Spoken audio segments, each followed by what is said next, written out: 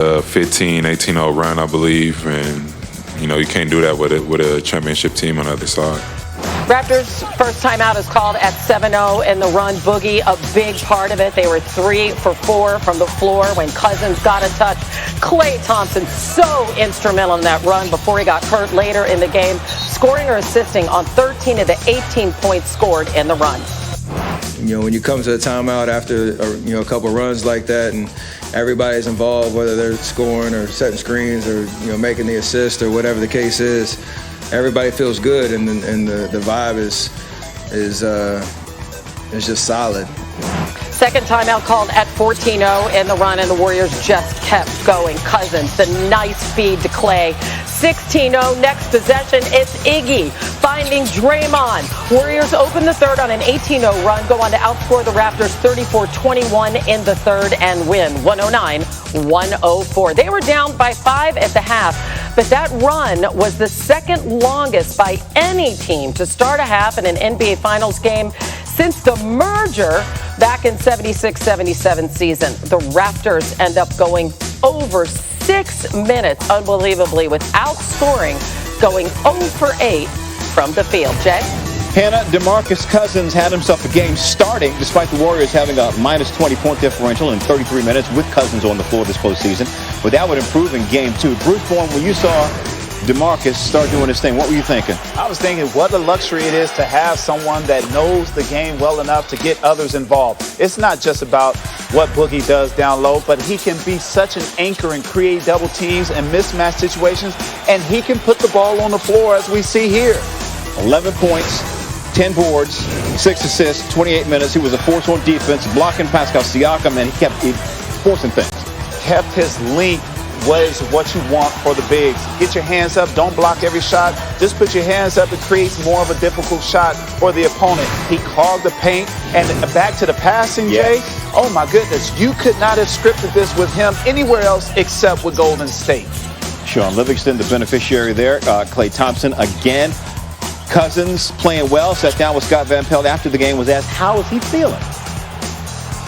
We just came together, put our heads together, figured out the best plan with, my minutes and, how much action I should see for the next game. And it was basically on the coaching staff to decide to insert me in the starting lineup. So I told them coming in, whatever role they had for me, coming off the bench, playing in the starting lineup, whatever the case may be, I was down for it. So, that's the call they made, and, we went with it.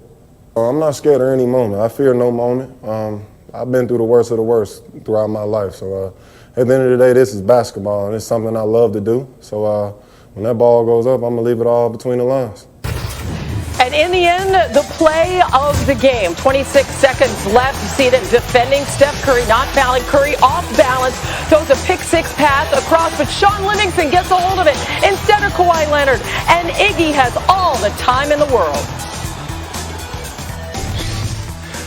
We're trying to foul. We had a couple chances there on Draymond, I think Livingston, and then back to Draymond, and then Curry got it, and we didn't want to foul, but we put a good blitz on him. We almost made him throw it away. And I think if they're going to take a shot and give you a chance there, I'm going to probably live with the one that ended up being taken. I'm going to probably roll with that.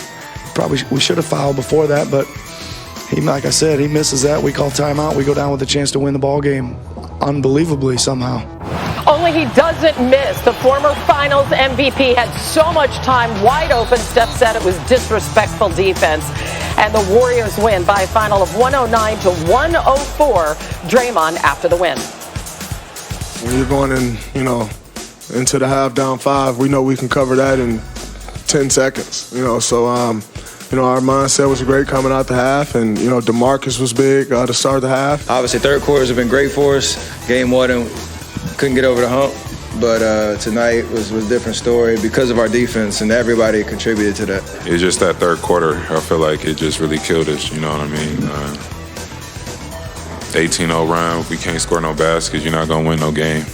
Over the course of the game, that's kind of disrespectful to leave Andre Iguodala open like that.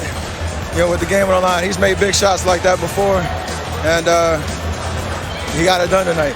If he's going to take that and give us a chance to get the ball back and win the game, we're going to probably live with that. It wasn't like we were disrespecting him. We're in the same boat they're we're in coming here. We got to go out there and get one. right? That's all we got to do is get one, and we can do that. Now to Klay Thompson, who scored 25 points before leaving the game last night with hamstring tightness. Landed awkwardly right there after taking a jump shot. Got worse quickly from there.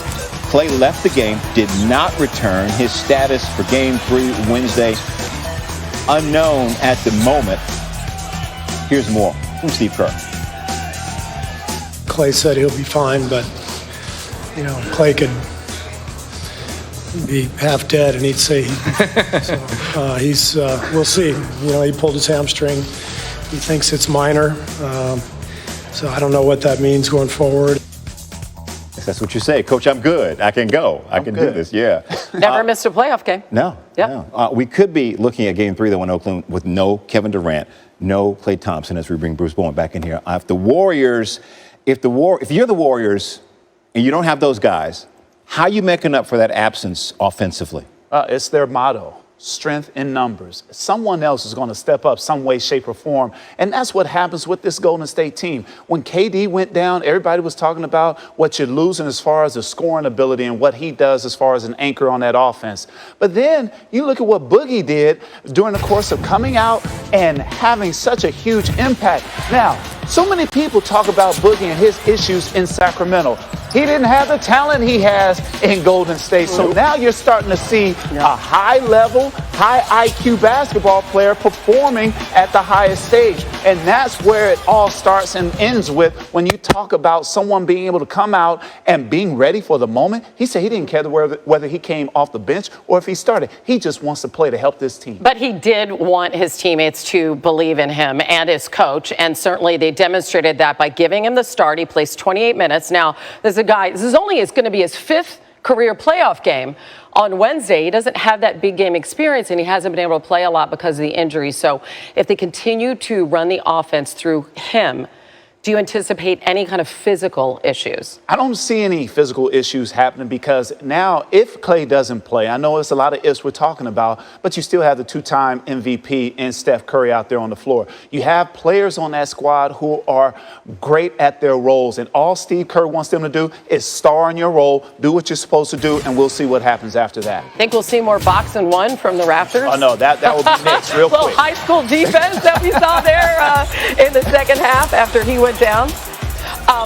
Can they beat them without both guys? I think you can. It's not to say that, oh, they're terrible or anything like that. Yes, the Golden State Warriors will have to be creative as far as what Steve Kerr will do as far as his substitution pattern. But at the same time, we're talking about a team that has been to the finals, a team that has won in the finals. That's the great separator. When you're talking about Toronto, you have 2 guys who have won an NBA championship and another guy who's been there a couple of times in Serge Ibaka. But they haven't won quite like Danny Green and Kawhi Leonard. So now you take that winning aspect of things. That's the whole kit and caboodle in this whole situation. A lot more coming up from Bruce. Kit and caboodle. The whole kit and caboodle on the way.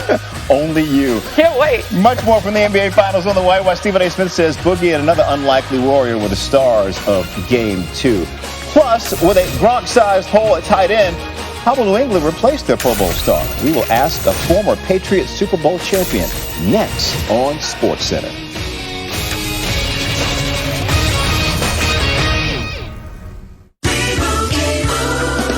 And Doug. What do all these people have in common, Limo? Exactly. Nothing. They're completely different people. That's why you need customized car insurance from Liberty Mutual. They'll only pay for